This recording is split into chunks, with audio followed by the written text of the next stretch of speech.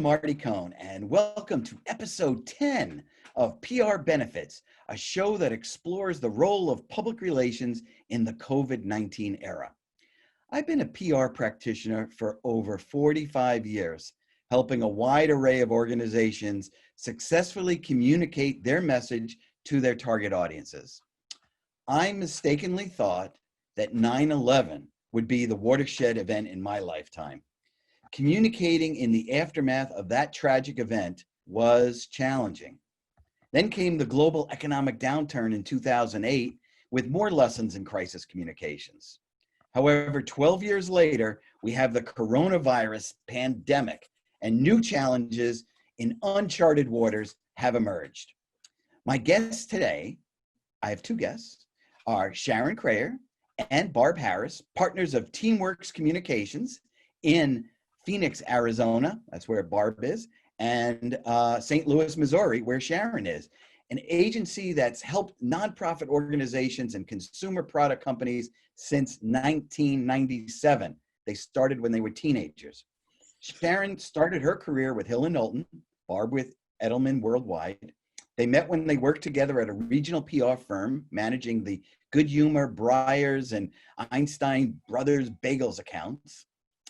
They've had many successes over the years with an impressive list of clients. Recently, they delivered media relations and event planning to make the introduction of the first White Castle in Arizona, the talk and must-do event of the town. Welcome, Barb and Sharon. Glad to be here. All right. Well, so this is another first for me, dual locations, but I'm going to ask you. But I want you, I want to get some background, because it's great that you came together and you've had this successful partnership, which is wonderful. But let's start with you, Barb. How did you get started in public relations? I was in college and I wanted to be a journalist. And then I realized that being a journalist would be probably not conducive as much to how I wanted to have a family and all of that. And my counselor said, "Hey, have you heard about this field called public relations?" And so I took a class and I loved it. Senior year, where I went to school at Purdue, they actually put you in groups and you formed an agency and you had to pick a local nonprofit and do an entire year-long campaign for them. And so I got them on TV and got stories in the paper, and we came up with branding, and that was it. Went from there. Great. All right. Good beginning. All right, Sharon, how did you get started? I went to St. Louis University and I couldn't decide what I wanted to do, so I pursued both a business marketing degree and a communications degree, because at first I thought I'd go into advertising. And the more communications classes I took, I really became excited about being able to help craft stories and tell stories. And it really spoke to that writer's side of me, and also the strategic thinking.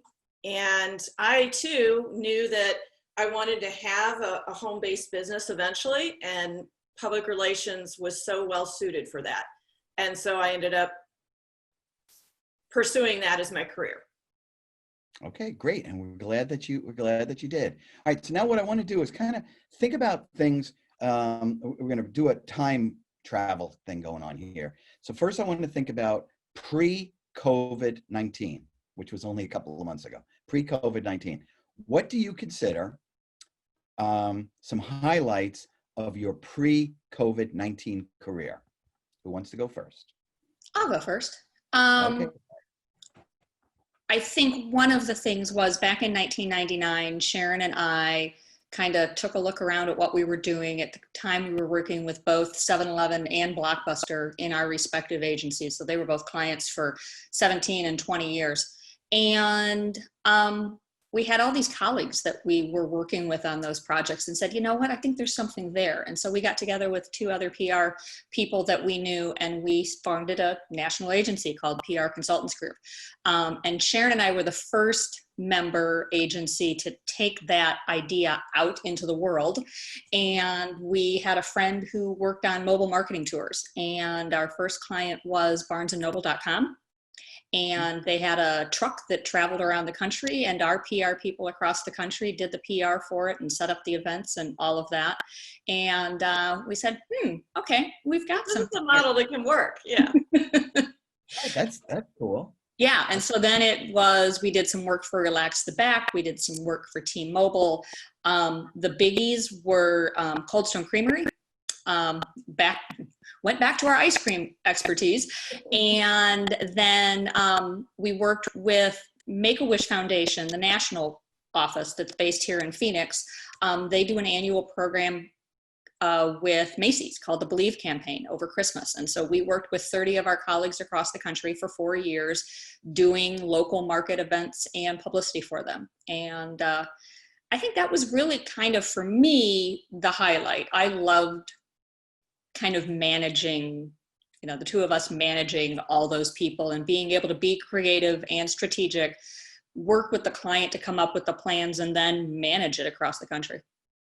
Great. I think too that it really reinforced to us that there was still a role for local communication. I think sometimes in our agency days, it was about getting the big hit on national news or national publication, and those are wonderful, but they're few and far between for most clients. And I think that our work in all these different markets with these other professionals really solidified for us that there was still an important role, and I think it's even gotten more so with social media, for localized content. People cared about what was happening right where they were. Okay, well, let's segue that into COVID. What are you doing for your clients during COVID-19? Sharon, why don't you talk about United Food Bank? So one of our clients is United Food Bank, which has a service area of the East Valley and all of southeastern Arizona. And they work with 220 partner agencies to distribute food.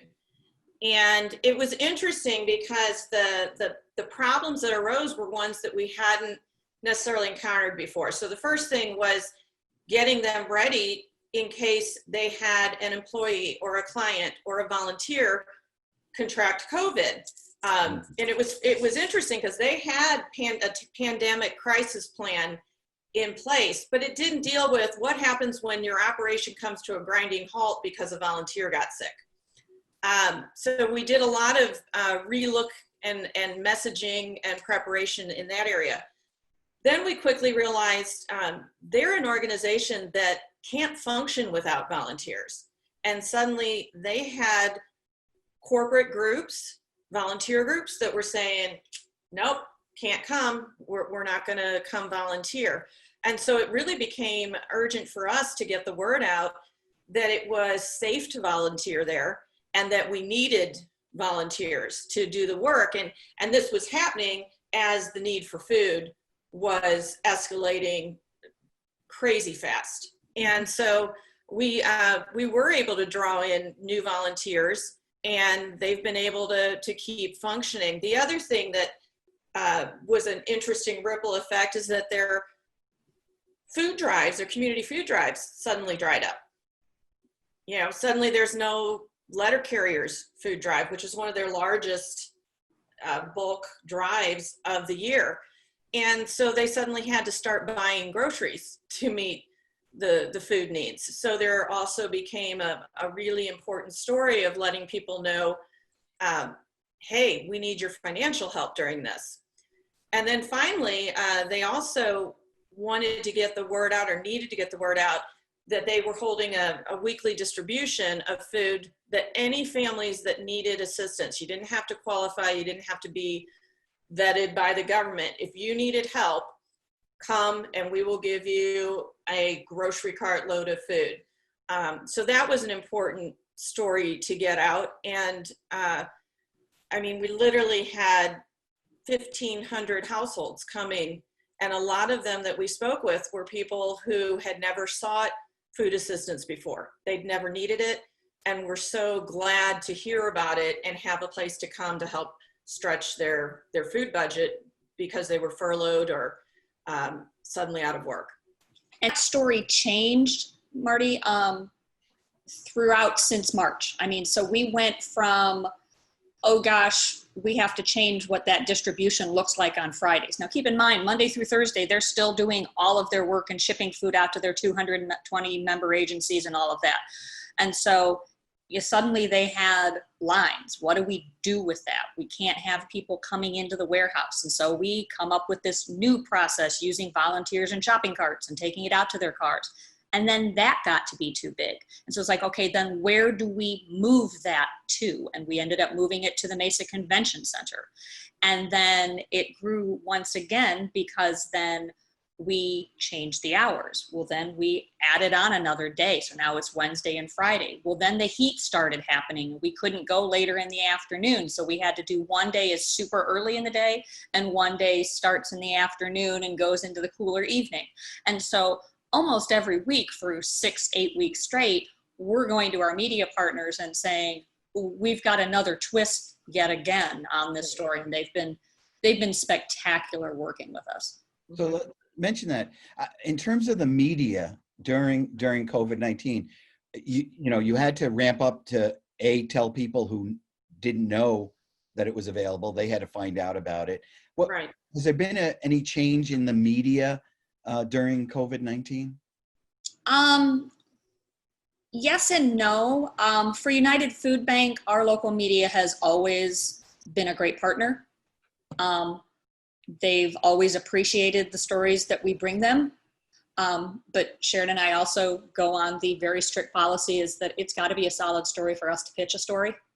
We're not going to take our 27 years of relationships and pitch something that's not worthy. So our media friends know that. They know that they're going to be given quality visuals, quality spokespeople, all of that.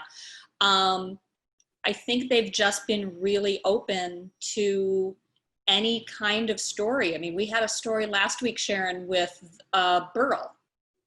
Yes, a 90-year-old veteran who came out to volunteer at the Volunteer Center for United Food Bank. He's in the most vulnerable group, but he said, I saw the need rising. I kept seeing how many people were hurting, and I decided I needed to come out and help.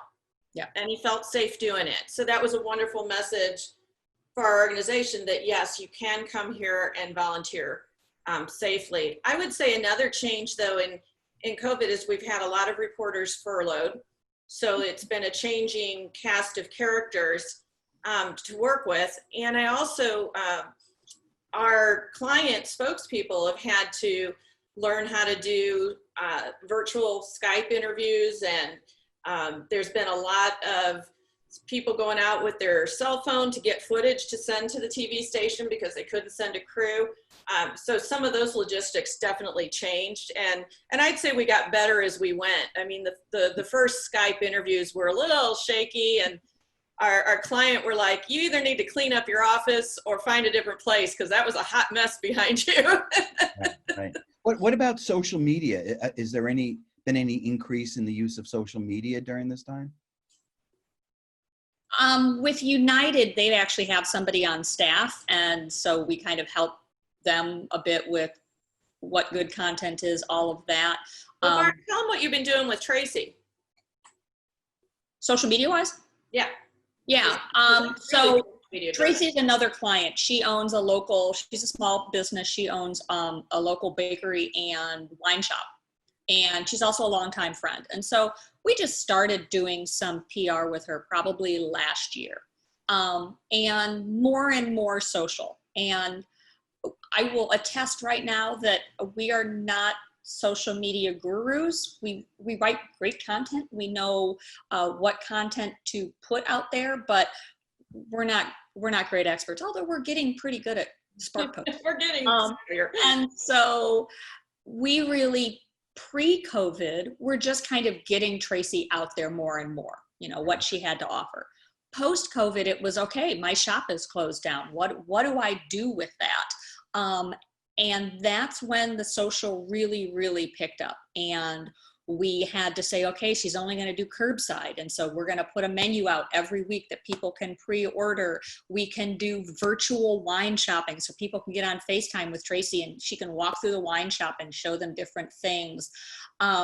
It was the task of us finding other groups and such on Facebook, following new people on Insta in order to really get her messaging out. And she's doing really well. Great. And it's great. really awesome. Yeah. Yeah, it's great. All right. So now let's, we know that there's going to be a time where this thing is going to end. We're going to emerge. I hate to use it, but I'm going to use air quotes when I say this. There's going to be a new normal. New norm. New normal, right? New norm. What do you think is going to be the role of public relations as we begin this new normal?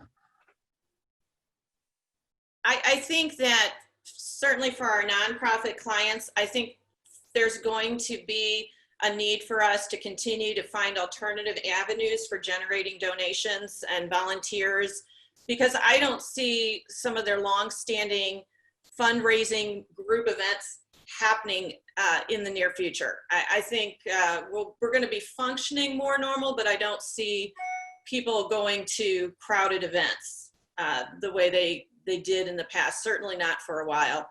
Yeah. And I think that the ripple effect felt from COVID, even when COVID itself isn't like top line news anymore, I think the ripple effect is still going to be being felt. And so I think there's still going to be a need to be communicating about the people that are still have been impacted. There's a lot of businesses that are not coming back, and with those jobs that aren't coming back. And so from that perspective, I see that storyline needing to continue, and it's going to be up to us to find new ways to tell it so that the media doesn't feel like it's the same story or message repeatedly. Yeah, one of the things we're doing right now is we are volunteering with 2 different organizations that have started post-COVID. One is Frontline Foods, which is part of the World Central Kitchen chef Jose Andres. And it basically is working to raise funds to pay restaurants to then take meals to frontline workers and those that need food. And so that's been an opportunity for us to go back out to our media friends again and tell another story. Will that one eventually kind of die down a bit? Yes, we suspect so. The other one is called Helping Hands Community. And that's an organization that was started in California because a guy in California that works for some people that work for Uber and Facebook, he has a mom that lives here in Arizona, and she's older, immunocompromised, and he's like, I need somebody to go pick up her groceries, that kind of thing. And so they put together this great platform, and so we've been helping to publicize that. And we really think that's something that's not gonna change under the new normal. I mean, there's still gonna be people that need help, and there's still gonna be people that during this time have realized that, oh gee, maybe they've never volunteered before, and then they've started doing something and they really like it. They want to keep so doing that's it. something that they'll keep going. Yeah, and Helping Hands matches volunteers with people who need services. But what about the, you talked about the number of journalists who unfortunately are being laid off. One of the things that I'm interested in is what are the media channels going to be to be able to tell your story? Do you think we learned anything in terms of, the fact that we're using Zoom and being able to do our own content and finding a way to get it out that way? Do you think that's going to continue when we emerge from this? I think that will continue, but I don't see mainstream media going away anytime soon. My local newspaper, the Arizona Republic, is awesome at online stuff and social media and all of that. And so I'm just seeing more of that. I'm seeing more of their reporters finding that little story that maybe wasn't worthy of being above the fold in print, but it was worthy to be on their work social media channel or on azcentral.com. And so I'm finding that those are still options. And I think that I think partially TV has kind of gotten over themselves a bit. And they've realized that they can still tell an effective story and people will still watch the news if it's not super slick and super polished, and they don't have to be dressed to the nines, and people are still responding to their stories. I mean, we make sure that every time a story is on TV and we get that hit, because we get that. I mean, for United Food Bank, there is an instantaneous hit after they've been on TV. And we go back to our TV partners and we thank them for that. And I think that a lot of them are realizing that they still have value and they're still telling great things, even though they're not super slick and super fancy and having to have everything produced to the nines. Great, great. I'm really interested to see going forward too. You know, historically, older adults have not been quick to adopt technology. And I'm really curious to see what that change looks like post-COVID, because there are a lot of seasoned individuals who are now on Zoom, who are watching Facebook Live. My dad, who is not a tech person on any level, has actually been live streaming his religious services. And so I'm really curious to see how that's going to change, because we've operated under a model for quite some time that seniors needed to be communicated by mail and more traditional methods. And I think we're going to see a swing in that. I think they're becoming much more comfortable with new technology. I agree. And as I said, even here in our local public access television station, BCTV, what we're finding is, one, there's been an increase in viewership because all the town meetings, you know, local meetings are now, they figured out a way, because you can't have meetings, right, but it's all zoomed and they, I don't know how they do it, but it's all up there and people are able to watch it and interact. But the other cool thing that's happening is people are discovering their creative selves, and we're seeing more people producing material, producing content that is now going up on public access television. And, you know, I can tell you, even this little show that we're doing now, you know, yes, we're producing it in Brattleboro, Vermont, but I can tell you that once I give you the link, you're going to be able to go to your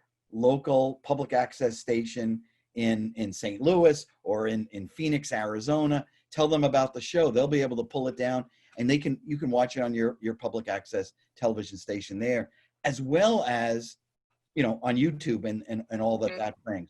So I'm really encouraged. You know, I think a lot of old dogs like me have learned new tricks, and I'm kind of excited about the many ways that we're going to be able to communicate. Yes. Well, I agree. Listen, thank you, Barb Harris in Phoenix, Arizona, Sharon Kreher in St. Louis, Missouri of Teamworks Communications for coming on PR Benefits. I also want to thank Rich Melanson at BCTV, who's helping me edit this show, and trust me, I need a lot of help there. I also want to thank my daughter, Rachel Cohn, who's a art professor at Ball State, who's helping me with her technical assistance to bring the podcast to life. And also Twin Musicom for the music that you're going to hear at the beginning, at the end of the show. It's called Hat to Jazz, and they're letting me use it, and it's really fantastic. I'm Marty Cohn in Vermont. Stay healthy.